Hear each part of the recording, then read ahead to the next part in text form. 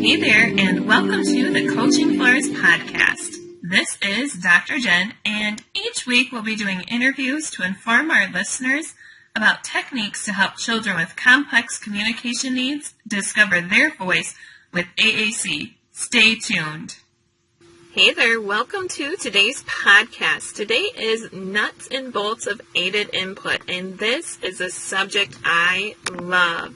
When I was studying to get my doctorate and I was a life skills teacher, one thing that really struggled with was I got my children all these devices, now what? Device abandonment didn't really happen in my classroom because we valued it and we used them, and we saw the impact it made in our children's lives.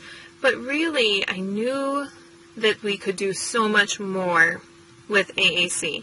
And I was constantly teaming with the speech and language pathologists, parents, and paraprofessionals to see what we could do. But I was wondering, what kind of intervention work can you use to help increase or encourage the use of the communication devices for our children so that they could communicate more, go beyond the basics, wants, and needs. My children were able to express that they needed to go to the bathroom or they wanted food and they were hungry.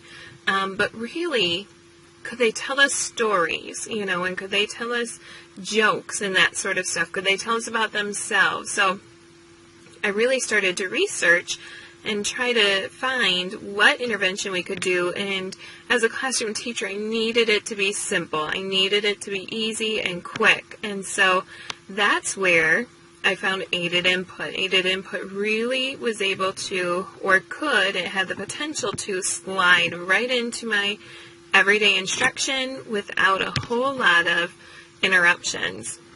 So, I do this off of a PowerPoint slide. When I do these podcasts, they come up with talking points. So the very first one is a picture of two stick figures, and they're looking at each other smiling, and the one is pointing to the other, and it says, if you use my talker, then I will learn to use my talker. And this just rings so true. It really blew my mind away when thinking about this concept. I attended an AT Assistive Technology conference in the spring, and Kate Hearn was talking, and she had us all raise our hands if we took some sort of foreign language class, and most of the room raised their hands.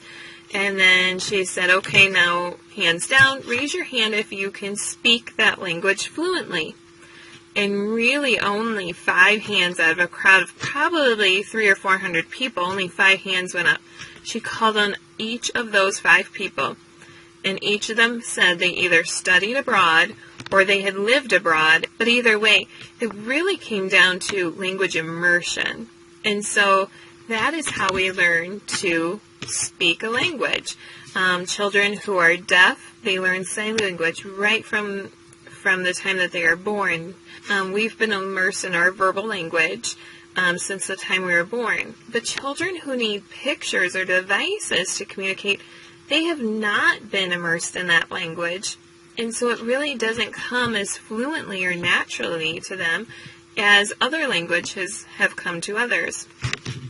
So this idea of someone else using the talker and providing that model of the language really is the basis of this intervention, which is really exciting because it's something that we can really do pretty easily and seamlessly in our day without a whole lot of extra planning or separate lessons to do.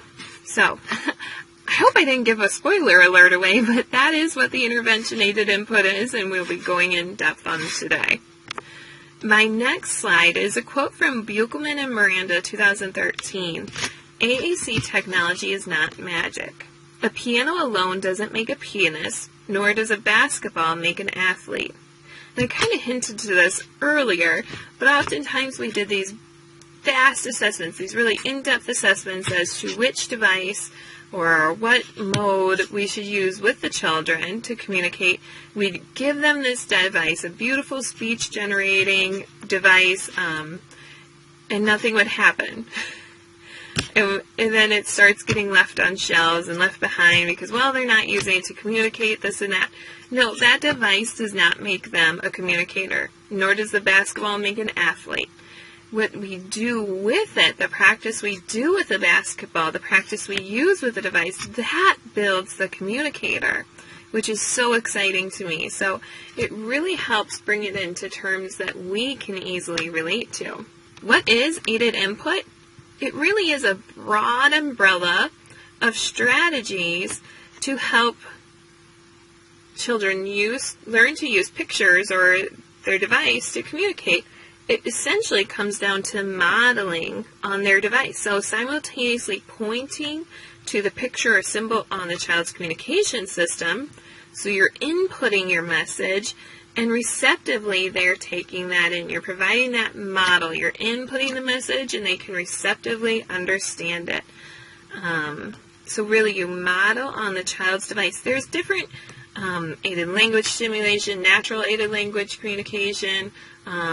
There's several different categories. They all have their little nuances, but when I speak, I really talk to aided input in general. So that practice of modeling your language on that child's device, so that we are inputting a message and we expect that they are receptively understanding what we say. It is really exciting because if we're pointing to those pictures on their device or on their picture exchange communication board, whatever it may be, their pod book, they're going to build that language comprehension. We're providing those pictures to help reinforce the spoken language so that they are receptively learning language in hopes that one day they will come out with output or expression.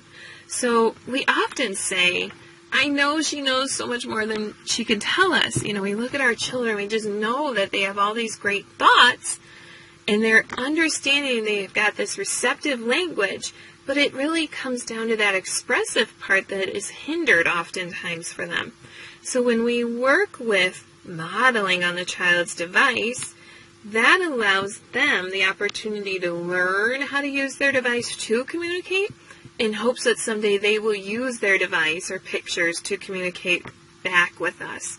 Now, what's really exciting is that parents often are worried that, oh my gosh, if I start using sign language with my child or pictures or device, they won't talk. They won't ever learn to talk.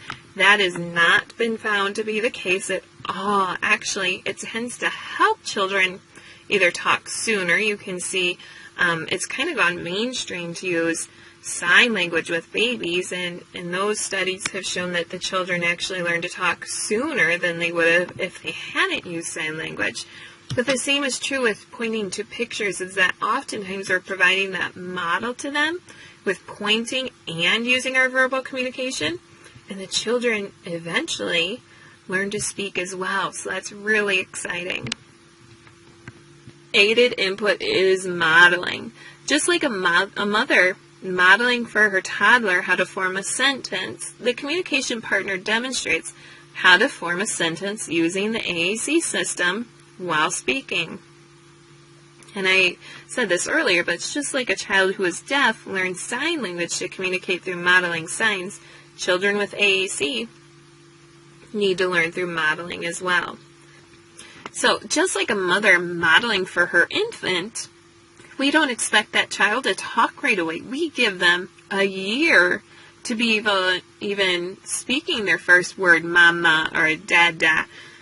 Do we give our children with AAC that full year of modeling and language immersion before we ever expect them to communicate back with us?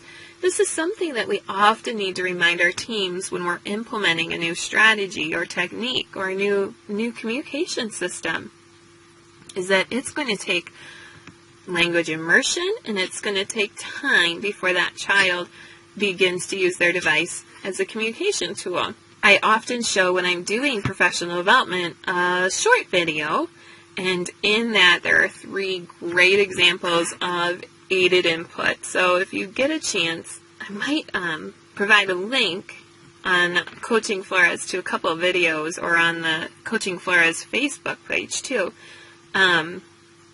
of aided input.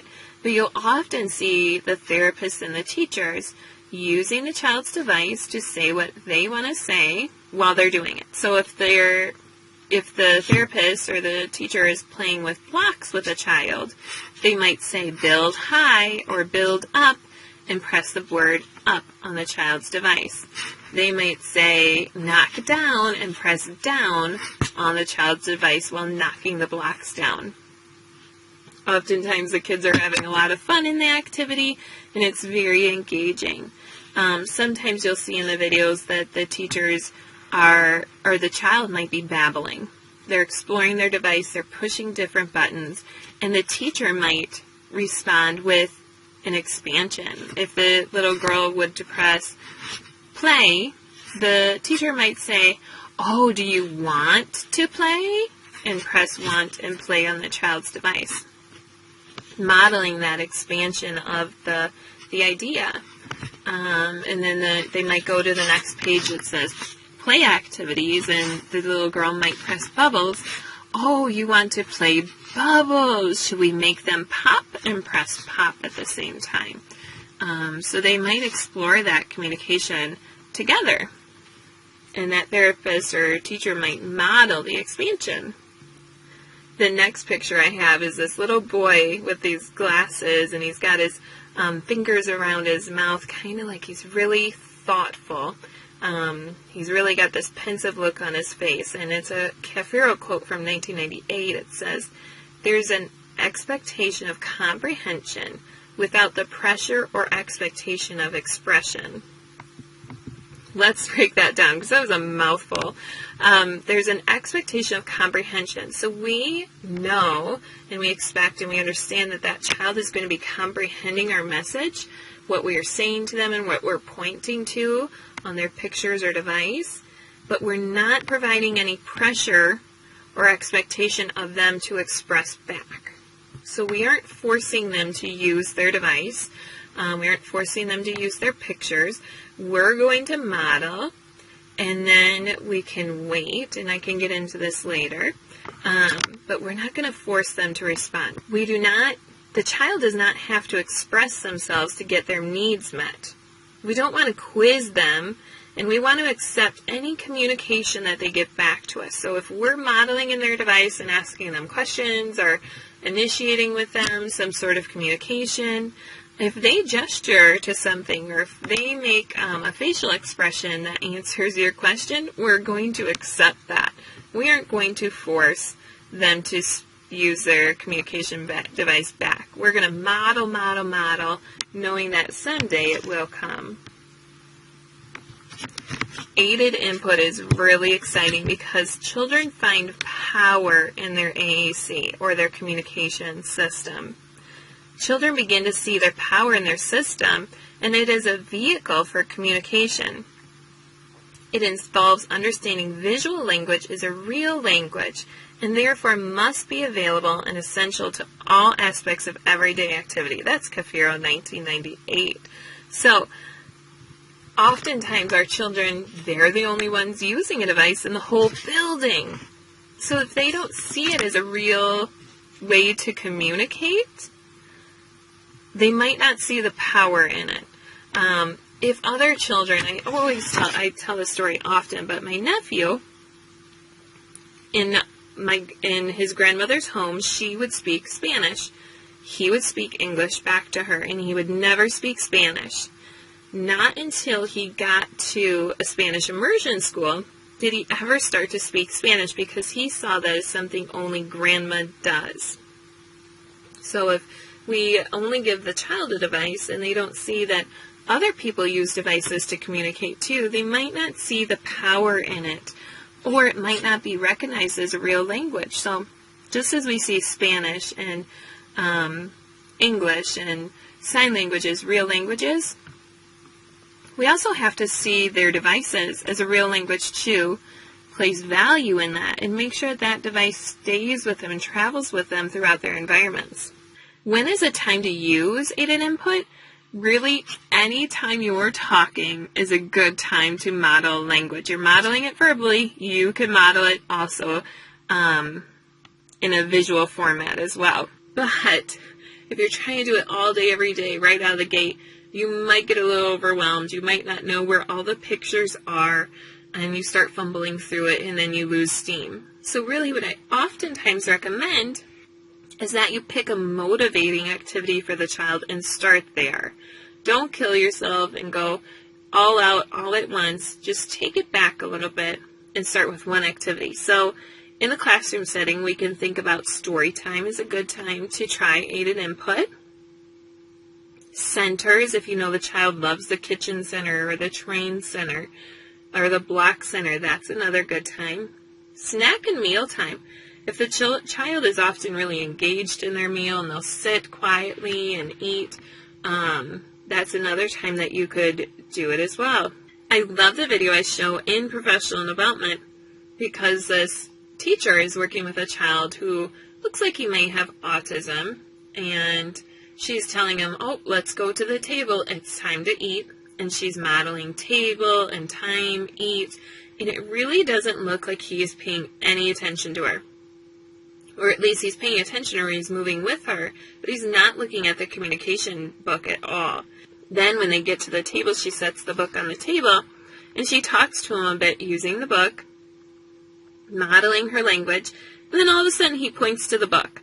It is so miraculous. So even when you don't think your children are paying attention to you, they often are. So provide that modeling even if they aren't looking at the device or the picture book. You know, it's so funny for me to think about, as a classroom teacher in implementing AAC into our classroom, I did multimodal communication. I used my verbal, I used sign language, gestures, but also pictures constantly in our instruction and in my interactions with kiddos, but I never thought to actually use their device to model my language. The only time I would touch the child's device is if I was looking to see if they had a specific word available to them. And so it really is a simple concept for us to use their device to model, but yet one I hadn't thought of either. Next week on Discovering Voice with AAC, we will dive into why robust vocabulary and how to. It goes hand in hand with aided input.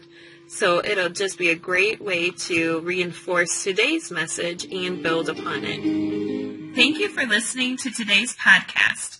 If you could, subscribe to the podcast so you get notified when new episodes are released, and check out Coaching Flores on Facebook and coachingflores.com for downloads. I hope you heard something that inspires you. I'll see you next week.